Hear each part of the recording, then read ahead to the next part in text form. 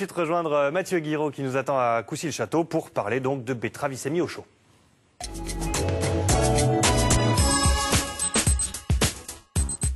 Et Mathieu, les 200 ans de la betterave, on commence par quoi? On commence par qui plutôt? On commence avec Daniel Pantel. Bonjour Daniel. Oui, bonjour Mathieu. Vous êtes de l'Office de tourisme de Coucy-le-Château et vous êtes l'un des organisateurs de cette exposition. La betterave fait son show 100% N. N, le département, petit jeu de mots. Pourquoi l'idée de cette exposition? Bien, on avait déjà fait une exposition l'an dernier pour le premier décret Napoléon, donc en 2011, qui consistait à on plante la betterave. Et puis cette année, c'est le bicentenaire du deuxième décret qui va être un décret très très important pour l'ensemble de l'industrie et de la filière sucrière. Donc on a décidé de le refaire avec plus de moyens, deux offices de tourisme, 2 communautés de communes sur 3 sites différents. Et des scolaires justement pour que ce soit ludique et pédagogique. Voilà, pour que ça soit tout à fait ludique. La betterave, emblème Picard s'il en est. Voilà. Alors là, vous avez ramené 3 types de betteraves. Expliquez-nous un petit peu la différence entre ces 3 betteraves. Voilà. Celle-ci par exemple, elle se mange, c'est celle qu'on met dans la salade. Voilà, c'est la betterave potagère, donc qui est toute petite, que les enfants connaissent parce qu'on l'a fait cuire, elle est rouge. Il y a une deuxième betterave que les enfants connaissent moins, qui est la betterave fourragère. Qui sert à quoi? Et alors, elle sert à alimenter, c'est la nourriture animale pour les bovins, mais on en donne aussi aux lapins. Et la dernière, celle qu'on a montrée tout à l'heure, c'est la fameuse betterave sucrière, très grosse, plus grosse que les autres. Qui est beaucoup plus grosse. C'est une betterave à peu près moyenne. Il y en a des beaucoup plus grosses, il y en a des plus petites. Alors ce que les enfants ne connaissent pas bien, c'est qu'effectivement la betterave, il y a 3 parties. Il y a les feuilles, il y a ensuite la racine séparée par le collet. Et ils voient dans les champs, ils voient bien comment les plantations, ils voient les feuilles. Et puis, à partir du mois de septembre, les feuilles sont coupées et on va récolter les racines qu'ils connaissent dans ce cas-là parce qu'ils les voient au bord des routes. Eh ben, ils les voient au bord des routes, mais ils voient aussi peut-être des sucreries. Et justement, on était allé filmer, Estelle Prin et Jean-Louis Crossi, une sucrerie en action. Je vous propose de regarder l'extrait de cette page découverte. On se retrouve juste après.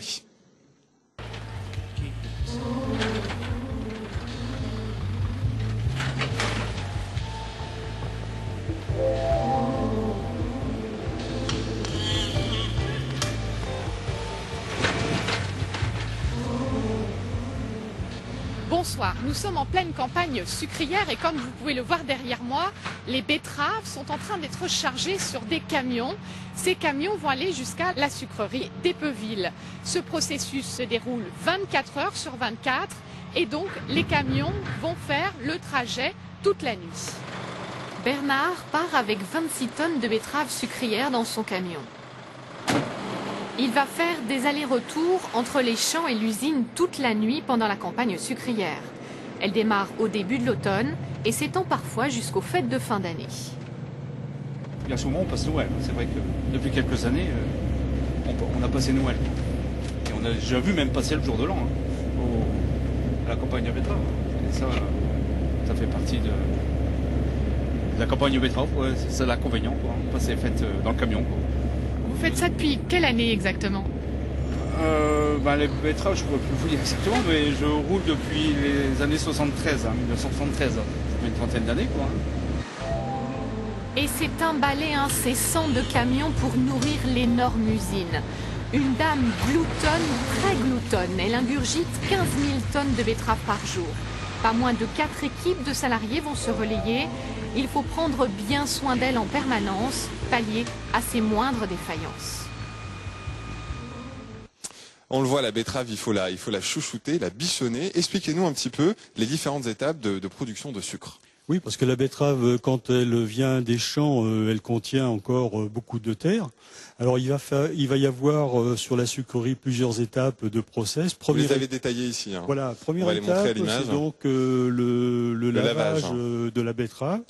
On va ressortir donc la betterave, c'est-à-dire la racine qui est propre, mais la racine telle qu'elle, la betterave contient beaucoup de sucre. Elle contient 20% de sucre, mais il faut la préparer parce qu'on ne peut pas sucrer son café avec une betterave. Donc il va falloir, une fois que la betterave est propre, on va la couper en petits morceaux, en petites frites qui s'appellent des cossettes. Ces cossettes On peut voir ensuite, ici, là, vous en voilà, avez qu'on mis voit dans ici. dans un tube. Ces cossettes ensuite, on va les faire passer dans un grand tambour qui est un tambour de diffusion.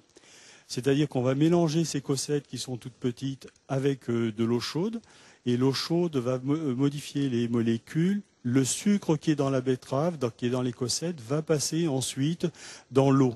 Combien de temps ça met tout ce processus? L'ensemble du processus, rien que l'étape de diffusion dure à peu près 1 heure. Et après, on aura différentes étapes. Après, la filtration des jus sucrés, l'évaporation.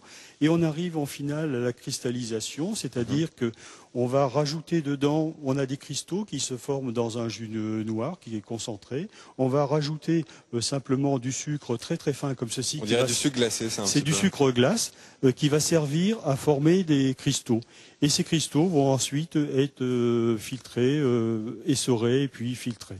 Alors, il y a un objet un petit peu insolite que vous avez ramené, regardez bien, c'est un pain de sucre tel qu'on pouvait les trouver au début du 19e lors de ce fameux décret Napoléon en 1811. Oui. Il a une forme étrange.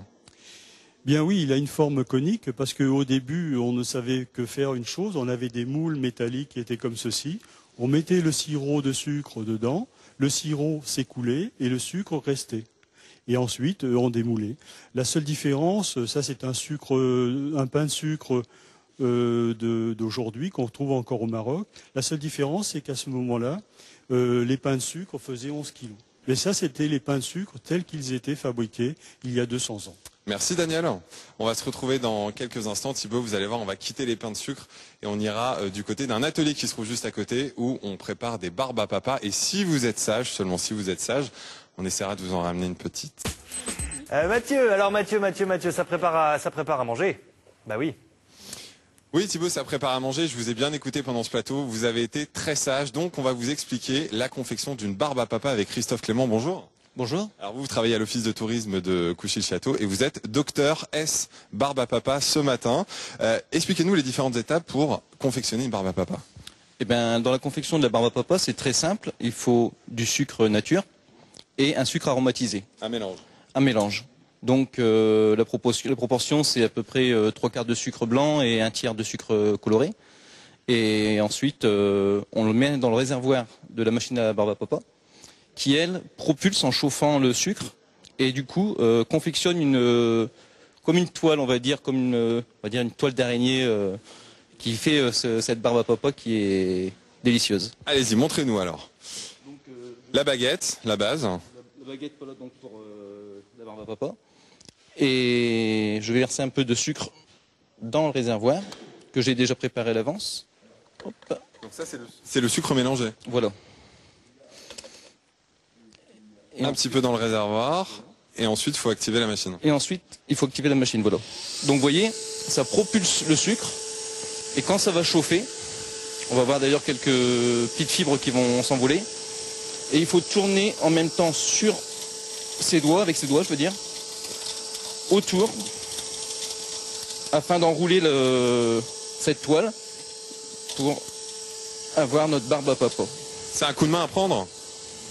C'est un petit coup de main à prendre, c'est vrai, parce que je suis pas spécialiste, mais bon après on s'en sort quand même pas trop mal. Comment est-ce que vous expliquez que la barbe à papa, ça rencontre toujours autant de succès chez les enfants? Je pense que le goût du sucre, ça plaît toujours aux enfants. Je pense que c'est... Puis le côté aussi, quand même, ça fait un peu... ça fait penser aux fêtes foraines, tout ça. Je pense que c'est le côté festif. Il y a un côté évasion, quoi. Évasion, ouais, je pense, oui. Bon, on va se tourner vers Laurine. Tiens, Laurine, t'as gagné une barbe à papa. Bonjour. Toi, la barbe à papa, est-ce que t'aimes ça? Pas beaucoup.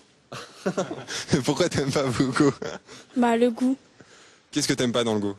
le sucre, T'aimes pas du tout le sucre? pas beaucoup. Bon, bah qu'est-ce que tu fais ici alors? Je sais pas. Bon, tu sais pas, très bien. Bah écoute, je vais te la reprendre alors. On va la passer à tes copines. Hop là. Et puis nous, on va se diriger du côté de l'atelier dégustation. Voilà. J'ai pas eu de chance avec Laurine, hein, parce qu'a priori, tous les enfants aiment le sucre, sauf Laurine. Alors on va voir si ces deux demoiselles aiment le sucre. Rappelez-moi vos prénoms, les filles. Agnella et Mina. Agnella et Emina, vous êtes en 6e au collège Léon Droussant de Coucy-le-Château. Ouais. Bon, alors cet atelier dégustation, on va vous faire découvrir différents sucres et vous allez me dire ce que vous en pensez. Marie, Emmanuel, expliquez-nous un petit peu ce que vous avez disposé sur cette table. Donc en fait, là, le principe de l'atelier, c'est que je leur fasse déguster plusieurs sucres. Donc il y a d'abord un seul sucre de canne, qui est celui-ci. Et ensuite, je leur fais déguster que des sucres faits à partir de la betterave. Donc le sucre cristal, la vergeoise, le sucre glace et le sucre candy. Et ensuite, on termine par 4 sucres qui sont aromatisés. Et là, je leur fais deviner quel goût ils retrouvent en dégustant ces 4 sucres-là. Le but, c'est de développer un peu les palais. Voilà, de développer les palais, puis de découvrir un petit peu des sucres qui parfois leur sont inconnus, comme la vergeoise ou le sucre candy. Bon, Voilà. Agnella, on va te faire goûter la vergeoise, c'est ça? Voilà. Alors, une petite cuillère. Verdict. C'est pas bon. Pourquoi c'est pas bon? Je sais pas, c'est un goût bizarre. Mais en même temps, je suis habituée au sucre normal, donc c'est Donc, pas pareil. Pas un gros succès. Emina, qu'est-ce qu'elle pourrait goûter, Emina? Elle peut tenter peut-être le sucre glace. Allez, le sucre glace pour Emina. C'est un sucre glace classique. Alors, tu t'en es mis un petit peu partout, mais c'est comment? C'est comme de la poudre. Ça rappelle un peu les gâteaux que tu manges au quotidien? Ouais. Donc, tu t'aimes bien ça quand même? Ouais. Très bien. Au-delà de ces ateliers dégustation, là, on voit, c'est plutôt solide. Qu'est-ce que c'est que ce produit? Ça, c'est le sucre candy, donc c'était le bonbon à l'époque de nos grands-parents. Donc c'est vrai qu'aujourd'hui, on le retrouve, et souvent les enfants le connaissent pas. Donc c'est tombé en désuétude un petit peu, le sucre candy, comme ça, le bonbon candy? Je pense, hein, on a tous nos bonbons maintenant de toutes les couleurs, donc c'est vrai que... Marie-Emmanuelle, on va se quitter, mais je pouvais pas m'empêcher de vous poser la question. Votre péché mignon, à vous, quel est-il? Alors moi, j'ai découvert les sucres aromatisés, et c'est vrai que le sucre à la noix de coco dans les yaourts... C'est votre petit faible. C'est plutôt sympa, ouais. Très bien. Bon, bah écoutez, merci beaucoup de nous avoir accueillis sur cet atelier dégustation. Et nous, Thibaut, on se retrouve dans un instant. À tout de suite.